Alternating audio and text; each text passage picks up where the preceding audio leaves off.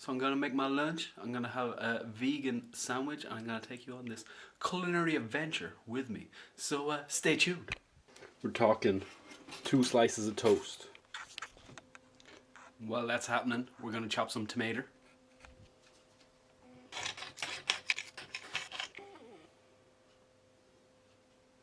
Next up, dairy-free cheddar.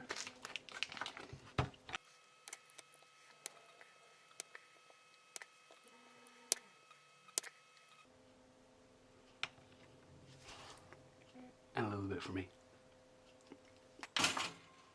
Perfect timing. Tomato. Salt, pepper, cheese, and lettuce. Who said vegan food can't be good? Here we go, first bite.